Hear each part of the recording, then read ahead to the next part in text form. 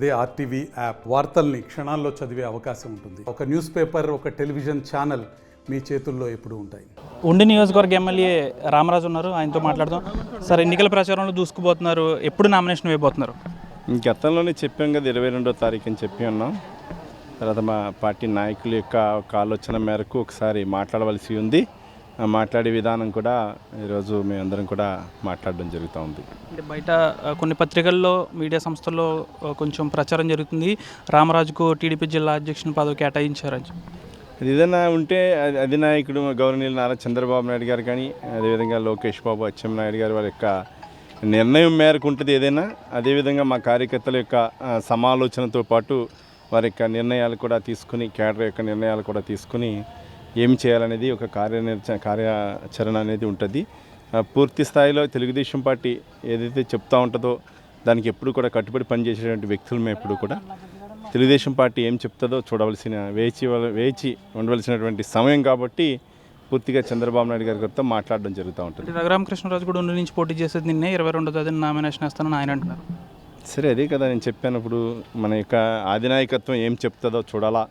నాయకత్వ నిర్ణయాన్ని, కార్యకర్తల యొక్క నిర్ణయాన్ని బట్టి మేము ఎదుర్కొవలసి ఉంటుంది. అంటే సీటు మార్పుపై మీ నాయకులు, మీ కార్యకర్తలు కూడా ఇటు భీమవరంలోని ఉండిలో కూడా గత కొన్ని రోజులుగా ఆమరణ నిరాహార దీక్షలు కూడా చేస్తున్నారు మీకోసం. వారికి ఏం చెప్తారు? 100% వారికి గత 18 సంవత్సరాలతో పాటు మేము వారితో పాటు ఒక బాండింగ్ ఉంది, ఒక పరిచయం ఉంది.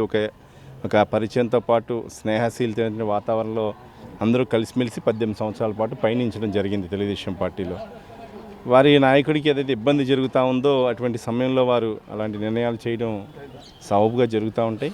అదేవిధంగా గవర్నర్ నారా చంద్రబాబు నాయుడు గారి నిర్ణయాన్ని కూడా మేము ఎప్పుడూ కూడా కేడర్ అందరూ కూడా కూర్చుని మాట్లాడుకోవాల్సిన పరిస్థితి ఉంటుంది కాబట్టి దానిపై తగు నిర్ణయం ఉంటుంది ఇప్పుడు కూడా. చివరిగా ప్రజాక్షేత్రంలో ఉండి ప్రజాక్షేత్రంలో మీరు ఉంటున్నారా లేనట్టు?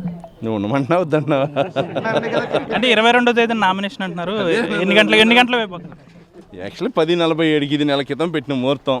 మనం ఎప్పుడైతే నోటిఫికేషన్ వచ్చి తర్వాత ఎప్పుడైతే జరిగిందో ఆ రోజు నుంచి కూడా కార్యాచరణలో బాగా ఉంది. బట్ ఏదైనా సరే తెలుగుదేశం పార్టీ నిర్ణయాన్ని కూడా ఎప్పుడు కూడా గౌరవించేటువంటి వ్యక్తులు.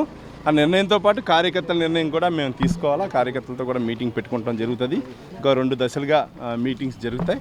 ఆ దశల వారీగా మా యొక్క ఆలోచన ముందుకు తీసుకెళ్ళాం. ఏదేమన్నప్పుడు కూడా ఉండి ప్రజాక్షేత్రంలో నేను తప్పనిసరిగా ఉంటాను. ఉండి నుంచి టీడీపీ ఎమ్మెల్యే అభ్యర్థిగా ఎన్డీఏ కూటమి నుంచి తప్పనిసరిగా నేను పోటీ చేస్తాను. పూర్తిగా కూడా 22వ తేదీన నామినేషన్ ప్రక్రియ కొనసాగుతుంది. ప్రజాక్షేత్రంలో అయితే నేను ఉంటాను, ఎమ్మెల్యే అభ్యర్థిగా కూడా నేను పోటీ చేస్తాను అయితే ఉండి ఎమ్మెల్యే సిట్టింగ్ ఎమ్మెల్యే రామరాజు చెప్తున్నారు. వీడియో జర్నలిస్ట్ శేఖర్తో మన ఆర్టీవీ పశ్చిమ గోదావరి నుంచి. మరిన్ని వీడియోస్ కోసం ఛానల్ ని సబ్స్క్రైబ్ చేయండి, లేటెస్ట్ అప్డేట్స్ కోసం వాట్సాప్ ఛానల్ ని ఫాలో చేయండి అండ్ లింక్ డిస్క్రిప్షన్ లో ఉంది.